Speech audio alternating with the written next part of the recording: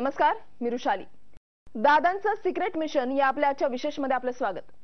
लोकसभा निवडणुकांमध्ये सपाटून मार खाल्ल्यानंतर राष्ट्रवादी काँग्रेसनं आता विधानसभा निवडणुकांसाठी एक सिक्रेट प्लॅन आखले. आक्रमक आणि विकास करणारा चेहरा लोकांना आवडतो हे आता राष्ट्रवादी काँग्रेसच्या लक्षात आलेलं आहे आणि त्यामुळेच पक्षानं आता अजित पवार यांना सिक्रेटपणे मुख्यमंत्रीपदाचे उमेदवार म्हणून प्रोजेक्ट करायला सुरुवात केली आहे. कसं ते पहा. एक महिना 27 जिल्हे 32 सभा. अजित पवारांचा झंझावाती दौरा. अजित पवार गावागावात फिरतायत, कार्यकर्त्यांच्या भेटीगाठी घेतायत, महाराष्ट्र पालथा घालतायत. निवडणुकांच्या आचारसंहितेला अजून बराच काळ आहे, पण अजित पवारांनी त्याआधीच राज्य पिंजून काढायला सुरुवात केली आहे. प्रत्येक जिल्ह्यात निर्धार मेळाव्याचा त्यांनी धडाकाच लावलाय. लोकसभा निवडणुकांमध्ये पक्षाला जबर धक्का बसला. विधानसभेत बाजी मारायची तर आक्रमक नेतृत्व हवं हे राष्ट्रवादी काँग्रेसच्या लक्षात आलंय. त्यामुळेच अजित पवारांना फ्रंटलाईनवर आणण्याचा पक्षानं एक सिक्रेट प्लॅन आखलाय. माझी विनंती आपल्या सर्व कार्यकर्त्यांना, आपण आम्हाला एक नवं 95 दिवस द्या. पुढची 5 वर्ष आमची तुमच्यासाठी. अजित दादाच्या नेतृत्वाखाली प्रस्थापित होणारं सरकार हे महाराष्ट्रामध्ये आपलंच आहे. ते 5 वर्ष तुमची सर्वांची अखंडपणाने सेवा करेल असा ठाम विश्वास माझ्या या कार्यक्रमाच्या निमित्ताने. आता सुनील तटकरे यांच्यासारखा प्रदेशाध्यक्ष असलेला माणूस जाहीरपणे अजितदादांचे नेतृत्व पुढे आणण्याचा प्लॅन आहे. शरद पवार यांच्या सांगण्यावरून असं होत आहे का की अजित पवार यांनी आखलेला हा की पक्षाचा हा गेम प्लॅन आहे.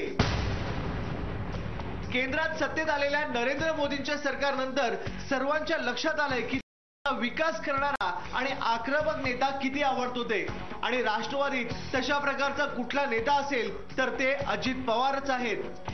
अजित पवार यांच्याकडे आक्रमकपणा आहे, प्रशासनावर त्यांची उत्तम पकड आहे, पक्षावरही त्यांची चांगली पकड आहे, त्यांची भाषण शैली लोकप्रिय आहे, शिवाय त्यांची महत्वाकांक्षा कधीही लपून राहिलेली नाही. अधिकच्या जागा आपण त्या ठिकाणी घेतल्या पाहिजे. जरूर आपण त्या ठिकाणी घेऊ. तर 144 नाही तर 288 जागांची तयारी तुम्ही त्या ठिकाणी घेतली पाहिजे. इतक्या वर्ष राजकारणाशी त्यांचा संबंध आहे. कधी एखादी फुल सोसायटी काढली, कधी त्या नेत्यांनी कधी शिक्षण संस्था काढली, साखर कारखाना काढला, बँक काढली, काही चालवलं. मुंबईमध्ये त्या ठिकाणी मातोश्रीमध्ये बसायचं आणि तिथल्या धक्का फोडायचं. कोणी माझ्या केसाला धक्का लागला तर महाराष्ट्र पेटून उठवला. अरे तू बाहेर येत नाही तर आघाडी झाली तर वर्धामधल्या जिल्ह्यातल्या 2 जागा तर 100% राष्ट्रवादी काँग्रेस. आणि आघाडी सन्मानपूर्वक झाली नाही, काही अडचणी आल्या तर शेवटी सर्व ठिकाणी आपल्याला तयारी करावी लागणार आहे. पक्षाच्या निर्धार मेळाव्याचे प्रमुख मार्गदर्शक असतात ते अजित पवारच. शरद पवार, सुप्रिया सुळे, प्रफुल्ल पटेल हे राष्ट्रवादी काँग्रेसचे स्टार प्रचारक आहेत, पण या मेळाव्यांमध्ये मात्र ते कुठेच दिसून येत नाहीत. राज्यात राष्ट्रवादीच्या नेत्यांची मोठी फळी आहे, पण या मेळाव्यांमध्ये ते सुद्धा कुठेच दिसत नाहीत. त्यांच्या जिल्ह्यांमध्ये त्यांना मान दिला जातो, पण राज्याच्या मोहिमेवर आहेत ते अजित पवार. त्यांच्या जोडीला दिसतात ते फक्त आणि फक्त प्रदेशाध्यक्ष सुनील तटकरे. अजित पवार यांच्यावरच प्रसिद्धीचा झोक कसा राहील आणि तेच कसे फ्रंटलाईनवर राहतील याची सुद्धा पुरेपूर काळजी घेतली जाते. अजित पवार यांच्या भाषणाच्याच बातम्या कशा होतील याची सुद्धा काळजी घेण्यासाठीच मोठ्या नेत्यांना या सभेपासून दूर ठेवलं जातं की काय, असा सुद्धा सवाल आहे. ब्युरो रिपोर्ट, मी मराठी न्यूज. याच विषयावर राष्ट्रवादी काँग्रेसचे प्रदेशाध्यक्ष सुनील तटकरे यांचं काय म्हणणं आहे ते आता पहा. आपल्यासोबत आहेत राष्ट्रवादीचे प्रदेशाध्यक्ष सुनील तटकरे. तटकरे साहेब, कार्यालयात प्रचंड गर्दी वाढते, मंत्रालयाच्या इकडे गर्दी वाढते, मंत्र्यांच्या बंगल्यासमोर गर्दी वाढते. लोकांच्या मागण्यासाठी आचारसंहितेच्या आधी मागण्यात अडीच नाही अशी लोकांची इच्छा आहे का? तुम्ही पण लोकांना भेटताय? असं आहे की अजितदादाच्या जनता दरबारात नेहमीच गर्दी राहिली. निवडणुका असत नसत, पण सामान्य माणसाच्या राज्याच्या कानाकोपऱ्यातले वेगवेगळे प्रश्न सोडवण्यासाठी कोण नेता उपलब्ध आहे तर अजितदादा उपलब्ध आहे. त्या भावनेपोटीच ही गर्दी आहेच. निवडणुका आल्यात ही वस्तुस्थिती खरी आहे, पण लोकसभेच्या निवडणुकीच्या निकालाच्या नंतर सुद्धा आमच्या कार्यालयातली गर्दीची वाढ ही राष्ट्रवादी काँग्रेस पक्षाचा विचार जनमानसात किती रुजलेला आहे ते स्पष्ट करणार आहे असं मला वाटतं. आचारसंहिता जाहीर झालेली नाही, निवडणुकीच्या तारखा जाहीर झालेल्या नाहीत, पण अजितदादांचे प्रचंड दौरे सुरू आहे. जवळजवळ 32 ठिकाणी गेल्या काही दिवसांमध्ये 27 दिवसात त्यांनी सभा केलेल्या आहेत. तर ही सगळी अजितदादा ऍक्टिव्ह जास्त झालेत का निवडणुकांच्या आधी? एक असं आहे की प्रदेशाध्यक्षपदी माझी निवड झाल्यावर राज्याच्या कानाकोपऱ्यात आम्ही निर्धार मेळावे घेणार, मी त्याच वेळेला जाहीर केलं. दादाचे आणि माझे संयुक्त दौरे आहेत. आम्ही 27 जिल्ह्यांच्या मध्ये हे संयुक्त दौरे आम्ही पूर्ण केले. आम्ही जे काही शेड्यूल ठरवलं होतं त्या पूर्वी शेड्यूलप्रमाणे आमचे काम चालू आहे. निश्चित आहे की हे जे दादांचे आणि माझे दौरे आहेत, निर्धार मेळावे आहेत, हे निवडणूक विधानसभेची समोर ठेवूनच आम्ही केलेले संघटनात्मक पातळीवरचे दौरे आहेत. दादांच्या सिक्रेट मिशन विषयी आपल्याला चर्चा करायचीच आहे. आमच्यासोबत आमच्या स्टुडिओमध्ये आहेत भारत कुमार राऊत सर, जे माध्यम सल्लागार आहेत मी मराठीचे, आणि अतुल लोंढे आहेत आपल्यासोबत, जे राष्ट्रवादी काँग्रेसचे प्रवक्ते आहेत. त्यांच्यासोबत आपल्याला ही चर्चा अशी करायची आहे. मात्र इथे वेळ झाली एक छोटासा ब्रेक घेण्याची. तुम्ही कुठेही जाऊ नका, रहा मी Marathi news.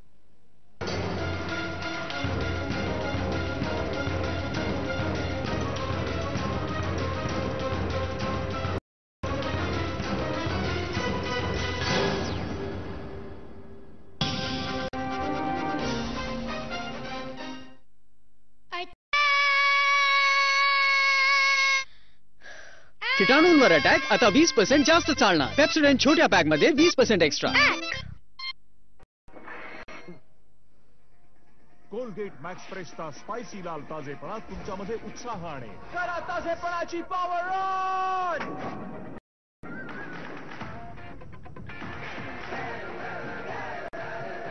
Colgate max fresh ही तुम्हाला काय करेल? आता 20 रुपयात मिळवा नवीन कोलगेट मॅक्स फ्रेश बचत पॅक.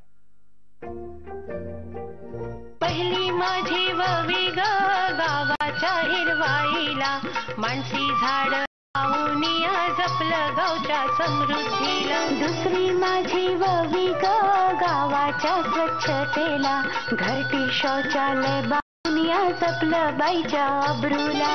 तिसरी माझी ववी ग गावातील प्रत्येकाला, नियमित कर भरून या सक्षम केलं पंचायतीला. चौथी माझी ववी गाई कोविड योजनेला, घरटी 3 दिली किंवा गावाच्या विकासाला. आम्ही बदललो, तुम्ही बदला. राज्यातील प्रत्येक गाव पर्यावरण संतुलित समृद्ध ग्राम व्हावं हा शासनाचा निर्धार आहे. ग्रामविकास विभागाची धडाडी, राज्याची देशात आघाडी. हे तुझा स्किन स्कोर किती आहे? माझा स्किन स्कोर कदाचित 10 पैकी 6. 5 ही अजूनही आहे. माझा स्किन स्कोर 4 असायचा. माझ्या त्वचेवर खूप बारीक लाईन्स आहेत. तरुण, तेजस्वी, कोमल आणि मऊ त्वचेसाठी नवीन वॅसलीन हेल्दी व्हाईट कम्प्लीट 10. आता माझा स्कोर 9 आहे. नाही वॅसलीन हेल्दी व्हाईट कम्प्लीट 10 त्वचेच्या 10 फायद्यांसह. मागच्या रेसमध्ये तू जिंकलास, पण तुझी रेस अजून संपलेली नाही. शक्ती असेल तर आपण कोणतीही रेस दौडू शकतो, भले ती कितीही अवघड असो. यासाठी बोनविटामध्ये आहेत प्रो हेल्थ विटामिन्स. शक्ती प्रत्येक रेससाठी. 150 किलोमीटरच्या समोर गरज आहे जलद उत्तराची, विशेषतः जेव्हा सर्दी असते. विक्स ऍक्शन 500 एक्स्ट्रा हे दे सर्दीच्या 5 लक्षणांपासून त्वरित आराम.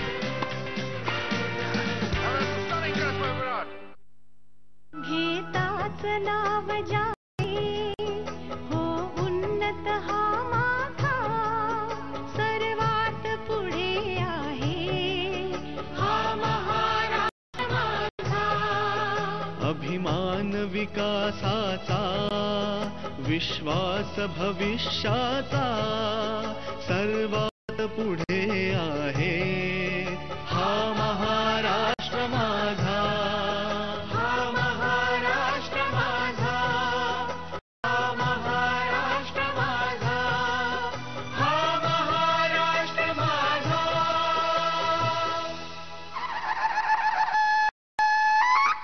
साधारण बॅटरीज विरुद्ध ड्युरासेल. साधारण बॅटरीजनी तो 3 क्रिकेट मॅचेस ऐकू शकतो, तुलनेत ड्युरासेल 15 पर्यंत मॅचेस. कोणतीही साधारण बॅटरी इतकी नाही चालणार.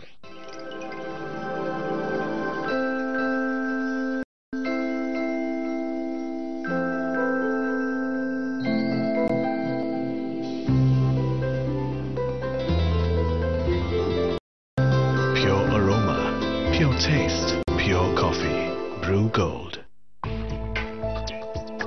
Great coffee deserves a great mug. Now, get a brew mug free with 2 50-gram packs of Brew Gold.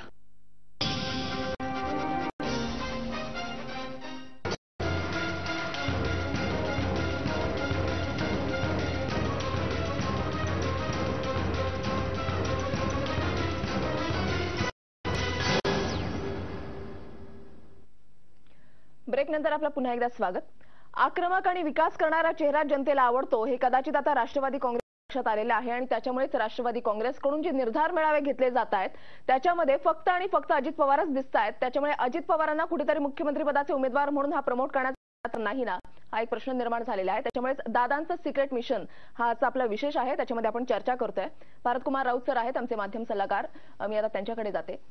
Sir, जर एकूणच हे आपण पाहिलं तर केंद्रामध्ये नरेंद्र मोदी सरकार जे एक आक्रमक होते आणि आता अजित पवार ज्यांची सुरुवातीपासूनच एक त्यांची शैली अशी राहिलेली आहे आक्रमकपणाची, त्याच्यामुळे कदाचित राष्ट्रवादीकडून त्यांना प्रमोट करण्याचा प्रयत्न आहे का, असं वाटतंय का तुम्हाला? अगदी बरोबर झालं. नरेंद्र मोदींची महत्वाची गोष्ट काय होती तर निवडणुका, लोकसभेच्या निवडणुका व्हायच्या 1 वर्ष आधी त्यांनी आपलं प्रचाराचं काम सुरू केलं. बरोबर 1 वर्ष आधी त्यांनी प्रचाराचं काम सुरू केलं. त्यांनी आधी ते उमेदवार नव्हते मुख्यमंत्री पंतप्रधान पदाचे, ते केवळ गुजरातचे मुख्यमंत्री होते. तेव्हा त्यांनी सुरू केलं. त्यांनी त्याच्याही आधी त्यांनी सद्भावना उपोषण केलं. अशा तऱ्हेने त्यांनी एक तयारीची परिस्थिती निर्माण करण्याचा प्रयत्न केला आणि तो यशस्वी झाला. मोदी यांचं मुळात बोलणं हे आक्रमक स्वरूपाचं आहे. ते विरोधकांवर हल्ला करतात आणि त्याच्यामुळे विरोधकांना सुरुवातीला असे बचावात्मक भूमिका घ्यायला लावतात. मला असं वाटतं की हे ज्या पद्धतीने यशस्वी झालं धोरण ते पाहून राष्ट्रवादींचं असं ठरवलं असणार की आपण सुद्धा निवडणुकीच्या 4 महिने आधी आपण सुरुवात करून आपण ह्या तऱ्हेने आपण आधी विरोधकांना आपण करू आणि त्याच्यानंतर मग आपला प्रभाव पाडायला सुरुवात करू. यासाठी अजित पवार हे नाव त्यांनी अशासाठी निश्चित केलं असेल याचं कारण अजित पवार हे मुळात आक्रमक स्वरूपाचे आहेत. काही जण पण म्हणतात, परंतु ते आक्रमक पद्धतीचं वक्तृत्व करणारे आहेत. आणि दुसरी गोष्ट अशी की ते तुलनेने तरुण आहेत. ही नंबर 2ची गोष्ट. ते राज्याचे उपमुख्यमंत्री आहेत. आणि चौथी गोष्ट म्हणजे शरद पवार एकदा दिल्लीत आहेत आणि सुप्रिया सुळे या सुद्धा खासदार आहेत. हे लक्षात आल्यानंतर महाराष्ट्रामध्ये जर का राष्ट्रवादीला सरकार बनवण्याची संधी मिळाली आणि त्यांचा जर मुख्यमंत्री झाला तर अजित पवार दुसरा त्या पक्षामध्ये तरी कुणीही नेता नाहीये की जो त्यांच्या जवळपास सुद्धा जाऊ शकेल. म्हणजे आज जरी सुनील तटकरे हे जरी पक्षाचे प्रदेशाध्यक्ष असले ते काय किंवा अन्य कुठलाही त्यांच्या जवळपासचा नेता हा त्यांच्याशी हे फाईट देऊ शकेल, सामना देऊ शकेल असं नाहीये. त्यामुळे त्यांनी अशी असणार की आपण अजित पवारांना पुढे करूया आणि सगळीकडे आपण अजित पवारांना फिरूया. 1 महिन्यामध्ये 31 दिवसामध्ये त्यांनी 23 सभा केलेल्या आहेत. म्हणजे दिवसाला 1 या पद्धतीने त्यांनी 28 जिल्ह्यांमध्ये सभा केलेल्या आहेत. मला असं वाटतं की हे त्यांची मुख्यमंत्री पदासाठी आपलं नाव पुढे आणण्याचे किंवा जे पुढे आलेलं नाव आहे त्याच्यावर शिक्कामोर्तब करण्याची ही मोहीम आहे. दबाव तंत्राचा वापर केला जातोय असं म्हणता येईल म्हणजे अजित पवारांकडून? अगदी बरोबर आहे. हा अजित पवारांच्याकडून म्हणजे मी सांगेन की हा राष्ट्रवादी पक्षाकडून हा दबावाचा वापर होईल की समजा येणाऱ्या निवडणुकीमध्ये जर का काँग्रेसपेक्षा राष्ट्रवादीला 2-4 सीट जरी जास्त मिळाल्या तरी सुद्धा सध्याचे प्रस्थापित मुख्यमंत्री जे आहेत पृथ्वीराज चव्हाण यांच्या ऐवजी दुसरं नेतृत्व आणावं लागेल आणि हे नेतृत्व आणण्यासाठी संबंध राज्यातून मागणी म्हणून त्यांचा आधीपासून हा निर्धार सत्ता आणण्याचा नाही तर त्यांना मुख्यमंत्री करण्याचा आहे. अर्थात हे सगळं अजून घोडामैदान खूप दूर आहे. शिवसेना, भाजप आणि महायुतीने खूप मोठं आव्हान निर्माण केलेलं आहे. आणि लोकसभेची जर पार्श्वभूमी बघितली आपण निवडणुकीची तर 232 मतदारसंघांमध्ये महायुतीला आघाडी आहे राष्ट्रवादी आणि काँग्रेसपेक्षा. त्यामुळे 232 मध्ये आघाडी आहे. जरी ही आघाडी कमी झाली आणि इकडे 145 जागा लागतात सत्ता मिळवण्यासाठी, हे इतकी मोठी दरी हे कशी भरून काढणार हा प्रश्न आहे. अजित पवारांचं आक्रमक नेतृत्व यासाठी मदत का हा खरा प्रश्न. नक्कीच सर. आता मी अतुल लोंढे यांच्याकडे जाते. अतुल लोंढेजी, ज्या पद्धतीनं आता अजित पवार यांचे निर्धार मेळावे सुरू आहे, 27 जिल्ह्यांमध्ये 32 सभा आणि कुठेतरी आपला एक दबाव टाकण्याचा त्यांचा हा प्रयत्न सुरू आहे असं तुम्हाला वाटतंय का? आणि जर ही सिक्रेसी मेंटेन केली जात असेल तर असं का?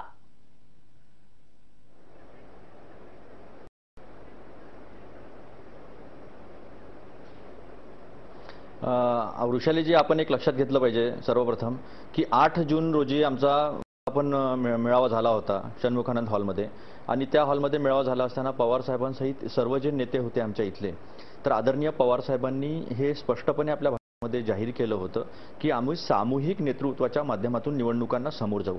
आता राऊत सर ज्या पद्धतीने निर्धार मेळाव्यांची चर्चा करत आहेत, निर्धार मेळाव्याच्या संदर्भामध्ये एक बाब आपण लक्षात घेतली पाहिजे की निर्धार मेळावे हे सन्माननीय तटकरे साहेब जेव्हा प्रदेशाध्यक्ष झाल्यानंतर त्यांना निवडणुकीचा काळ जो आहे कमी काळ मिळतो आहे आणि त्या काळामध्ये संपूर्ण जिल्हे आपण फिरलं पाहिजे, संपूर्ण जिल्ह्यातल्या महाराष्ट्रामधल्या कार्यकर्त्यांना आपण भेटलं पाहिजे आणि त्या अनुषंगानं काय परिस्थिती आहे ती करून घेतली पाहिजे.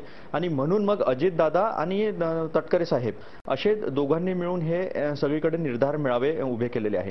जिथपर्यंत राष्ट्रवादीचा प्रश्न आहे, राष्ट्रवादीमध्ये नेतृत्वाची एक मोठी फळी आहे आणि ती फळी जी आहे ती आक्रमकपणे काम करते आहे. आपण जे स्टार प्रचारक म्हटलं किंवा जे नेते आहेत राष्ट्रवादीमध्ये, ते नेते आपल्याला निवडणुकीच्या दरम्यान सगळीकडे फिरताना दिसेल. त्यांनी 1 महिन्यात नाही, त्यांनी जवळजवळ 20 ते 22 दिवसामध्ये 27 जिल्हे केलेले आहेत आणि एका दिवसामध्ये त्यांनी 2-2 मेळावे घेतले, 2 जिल्हे कव्हर केलेले आहे. इतक्या झपाट्यानं काम करणारा नेता आणि प्रश्न जे आहे ते लवकरात लवकर तडीला लावणारा, लवकर डिसिजन घेणारा, असं दादांचं आक्रमक नेतृत्व जे आपण म्हणतो ते आक्रमक नेतृत्व त्यांच्या काम करण्याच्या शैलीच्या संदर्भामध्ये आहे. दादांच्या आक्रमक नेतृत्वाबद्दल काही एक आपल्याला तिळमात्रही शंका नाहीये. मात्र जो मुद्दा तुम्ही उपस्थित करताय की सामूहिक नेतृत्वाचा, मात्र या ठिकाणी फक्त आणि फक्त अजितदादाच दिसत आहेत, बाकी कुठल्याही जे महत्वाच्या फळीतले वरच्या फळीतले जे नेते आहेत ते त्यांच्यासोबत यावेळेला दिसत नाहीयेत.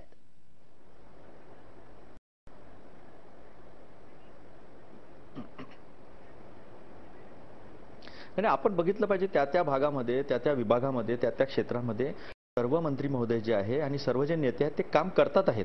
आता तटकरे साहेब हे प्रदेशाध्यक्ष झाल्यानंतर संपूर्ण महाराष्ट्रामध्ये फिरलो पाहिजे, आपण संपूर्ण कार्यकर्त्यांना भेटलो पाहिजे. अजितदादा हे विधिमंडळाचे नेते आहेत पक्षाचे, तसेच ते उपमुख्यमंत्री सुद्धा आहेत, त्यांना ते सुद्धा निर्णय मोठ्या प्रमाणावर घेत आहेत. आबा सुद्धा निर्णय घेत आहेत, सन्मान्य जयंत पाटील निर्णय घेत आहेत, सगळे मंत्री आपापल्या पातळीवर निर्णय घेत आहेत. आणि उपमुख्यमंत्री असल्यामुळे आणि तटकरे साहेब प्रदेशाध्यक्ष असल्यामुळे दोघे संयुक्तरित्या फिरतात आहे. पण ही गोष्ट स्पष्टपणे साहेबांनी क्लिअर केलेली आहे 8 जूनला की आम्ही निवडणुकांना सामूहिक नेतृत्वाच्या माध्यमातूनच पुढे जाणार आहे. अजितदादा हे ब्रँड आहेच महाराष्ट्राचे, आमचे नेते आहेत सर्व. आज आपण 1999 पासून 2014 पर्यंतचा 15 वर्षाचा जर इतिहास पाहिला राष्ट्रवादीचा, तर राष्ट्रवादीमध्ये नेतृत्व असं फिरून आलेलं आहे. भुजबळ साहेब, सन्मान्य भुजबळ असतील, RR आबा असतील, विजयसिंह मोहिते पाटील साहेब असतील, असे अनेक लोक जे आहेत त्यांनी तिथे नेतृत्व केलेलं आहे. आणि आज अजितदादा तिथे उपमुख्यमंत्री आणि विधिमंडळातले नेते आहेत, त्यांना मान्यता आहे महाराष्ट्रामध्ये. महाराष्ट्रामधली मान्यता जर आपण असा विचार केला, एक बाकीचा विचार विरोधकांचा बाजूला जर ठेवला आपण, तर आपण जर त्यांचा दरबार गुरुवारचा जर बघितला तर मी आपल्याला ते सांगत होतो की मोठा परिवर्तनाचा गाजावाजा आम्ही सगळं करू असं म्हणणारे अरविंद केजरीवाल यांना पहिला दरबारच त्यांचा सांभाळता आला नाही. पण अजितदादांचे मागच्या 3 वर्षापासून सातत्यानं गुरुवारी दरबार सुरू आहे आणि अजितदादा तिथल्या तिथं गोष्टीचा फडशा पाडतात, तिथल्या तिथं निर्णय घेतात, लोकांना लाभ पोहोचतो. दुर्दैवानं असं झालेलं आहे की मीडियामध्ये बऱ्याच गोष्टी येत नाहीत, पण आमच्या माध्यमातून आम्ही लोकांपर्यंत ते निर्णय जे आहे ते पोहोचवण्याचा प्रयत्न करतो. असा आज कुठलाही जिल्हा नसेल की त्या जिल्ह्यामधून कुठला व्यक्ती दादांकडे आला नाही, दादांच्या दरबारात दादांना भेटला नाही, असं होत नाही. आता आपण बघूया की मंगळवारी सुद्धा सन्मान्य RR आबा सुद्धा बसतात, मंगळवारी त्यांचाही दरबार होतो, ते सुद्धा तिथल्या तिथे निर्णय सोडवतात. त्यामुळे असा सिक्रेट वगैरे असा प्लॅन काही नाही, फार ओपनली आम्ही सिक्रेटचा प्लॅन असा नाहीये असं तुमचं म्हणणं आहे. अतुलजी, आपल्याला ही चर्चा अशी सुरू ठेवायची, मात्र इथे वेळ झाली एक छोटासा ब्रेक घेण्याची. तुम्ही कुठेही जाऊ नका, पाहत रहा मी मराठी.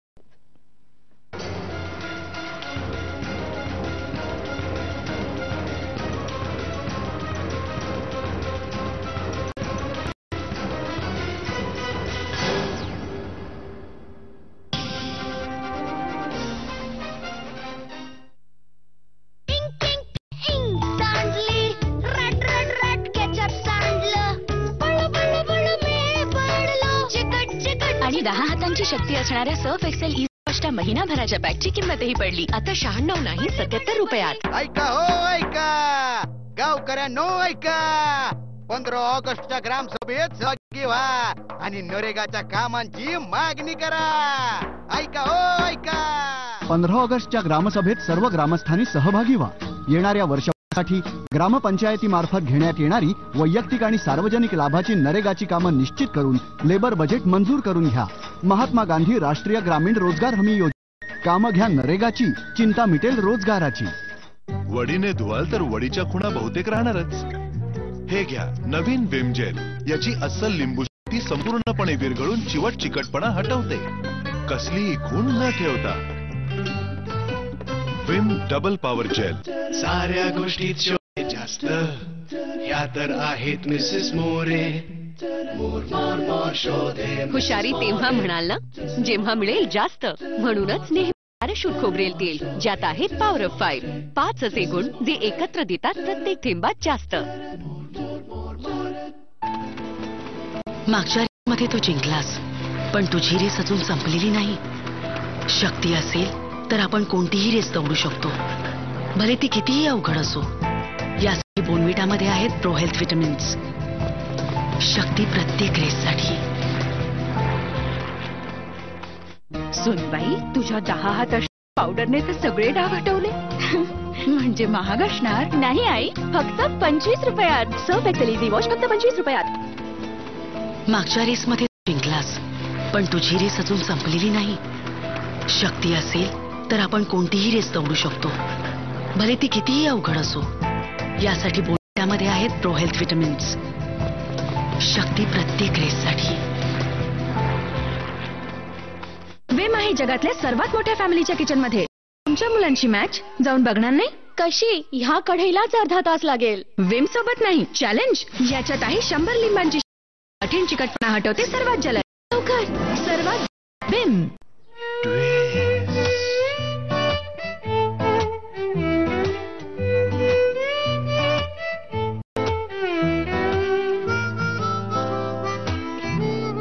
ओरिओ आता 10 रुपयातही. घेताच नाव जाते हो उन्नत हा माझा, सर्वात पुढे आहे हा महाराष्ट्र माझा. अभिमान विकासाचा, विश्वास भविष्याचा, सर्वात पुढे आहे हा महाराष्ट्र माझा. हा महाराष्ट्र माझा. हा महाराष्ट्र माझा. हा महाराष्ट्र माझा.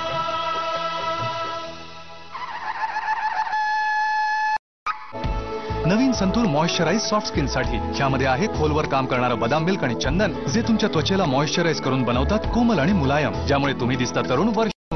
नवीन संतूर मॉइश्चराइज सॉफ्ट स्किन साठी. तुमचा संतूर 2 अनोख्या रूपांमध्ये.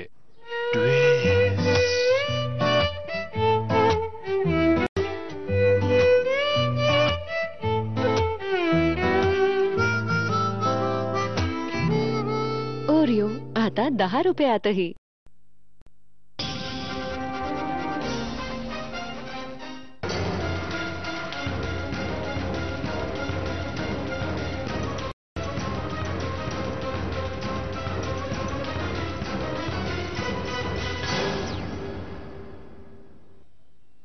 दादांचं शिक्षण या आपल्या विशेष मध्ये ब्रेक नंतर आपलं पुन्हा एकदा स्वागत. आता मी वेळ न दवडता राऊत सर यांच्याकडे जाते. राऊत सर, अतुल लोंढे यांनी ब्रेकवर जाण्यापूर्वी ज्या पद्धतीने सांगितलेलं होतं की हे काही एक सिक्रेट वगैरे काही, मात्र मुख्यमंत्री पदाचे उमेदवार म्हणून अजित पवार यांना सुद्धा त्यांचं नाव जाहीर केलं जात नाहीये. काय वाटतंय तुम्हाला, नेमका कोणाचा प्लॅन आहे, काय आहे हे? बघा, हे सिक्रेट मिशन म्हणजे अजित पवारांना मुख्यमंत्री व्हायचं आहे आणि त्यांना मुख्यमंत्री करण्याचं शरद पवारांच्या मनात आहे. हे सिक्रेट नाही, हे उघड गुपित आहे. त्या दृष्टीने आपण याच्याकडे बघितलं पाहिजे. नंबर 2 गोष्ट, शरद पवारांनी आता एक असं मला वाटतं मनातल्या मध्ये एक वाटणी केलेली आहे की त्यांचे जे 2 वारस आहेत, ते 2 वारस नेमलेत.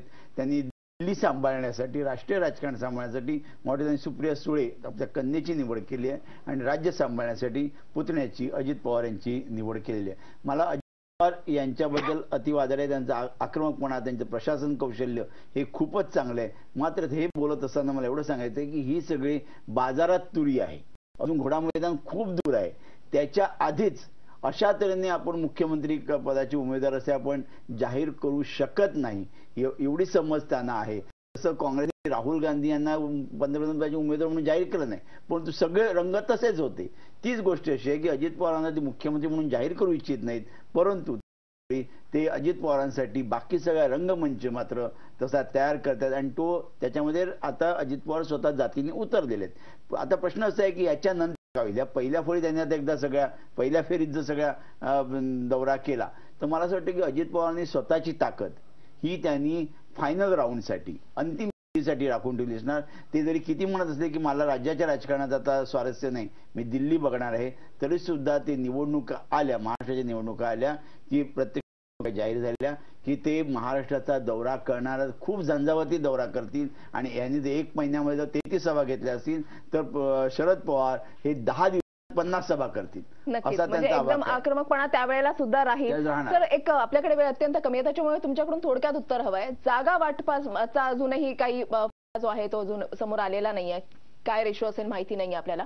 मात्र जागा वाटपाबाबत एक जास्त दबाव तंत्र आणण्यासाठी अजित पवार यांचा हा झंझावाती दौरा सुरू आहे का? कारण त्यांनी काँग्रेसचे सुद्धा मतदारसंघ यावेळेला पिंजून काढलेले आहे. अगदी बरोबर सांगितलं की आता अजून जागांमधल्या नक्की कोण किती जागा लढवणार हे जाहीर झालेलं नाही, परंतु सोनिया गांधी आणि शरद पवारांची बैठक होऊन हे एकत्र लढवणारे नक्की झालेले. आता कोण जागा किती लढवणार ही नंबर 1 ची गोष्ट आणि नंबर 2 ची गोष्ट कोणाला कुठल्या जागा मिळणार ही दुसरी महत्वाची गोष्ट.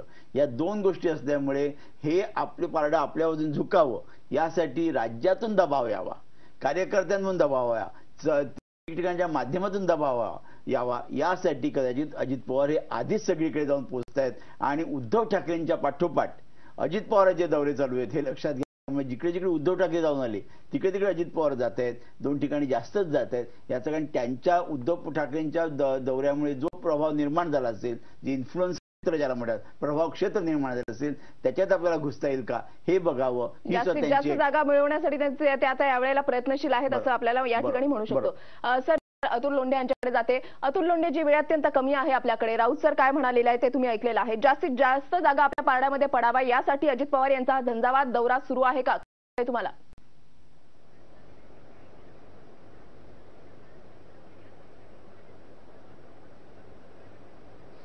नाही, आता पक्षाला असं वाटतं की आपल्याला जास्तीत जास्त जागा मिळाल्या पाहिजे, आपण जास्तीत जास्त जागा लढवल्या पाहिजे, आपल्याला जास्तीत जास्त यश मिळालं पाहिजे, याच्यात काही वावगं नाही आहे.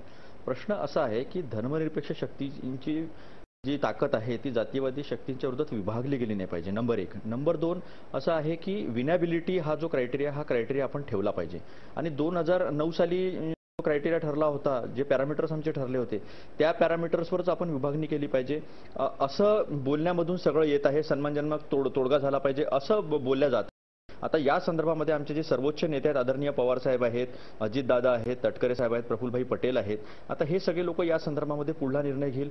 आता इन प्रिन्सिपल आम्ही आघाडी करणार आणि धर्मनिरपेक्ष शक्ती जी आहे ती एकत्रपणे याला समोर जाणार, हे सर्वात महत्त्वाचं आहे.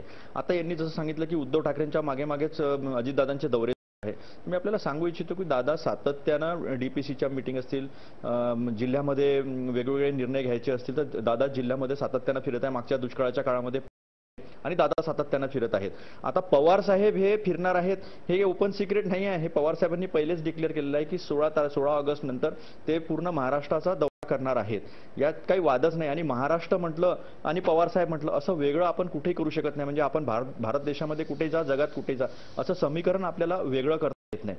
जिथपर्यंत दादांचा प्रश्न आहे, दादा हे ब्रँड आहेत. दादा कार्यकर्त्यांच्याच नाही, सामान्य माणसाच्या सुद्धा मनामध्ये आहे. कुणी किती काही म्हटलं तरी लोकांना माहिती आहे की हेच एक असं नेतृत्व आहे गेल्यानंतर आपले कुठलेही प्रश्न हे त्वरित तडीत लागतात. दादा खोटं बोलत नाहीत. दादा नक्कीच. अतुल लोंढेजी, आपल्याकडे वेळ अत्यंत कमी आहे, वेळ आपल्याकडे संपलेलाच आहे. तुम्ही ज्या पद्धतीने म्हणताय दादा एक ब्रँड आहे त्याच्यामुळे त्यांना पुढे केलं जात आहे, मात्र दादांचं सिक्रेट मिशन नेमकं काय आहे ते काय येणाऱ्या काही दिवसातच स्पष्ट होईल. अतुल लोंढेजी, तुम्ही आणि भारतकुमार राऊत सर, तुम्ही सुद्धा हा मूल्यवेळ आपल्याला दिलात आणि या चर्चेत सहभागी झाला, त्याच्याबद्दल तुमच्या दोघांचेही आभार. या आपल्या विशेष मध्ये आता वेळ झाली इथेच थांबण्याची. अधिक माहिती आणि ताज्या घडामोडींसाठी तुम्ही पाहत रहा मी मराठी न्यूज.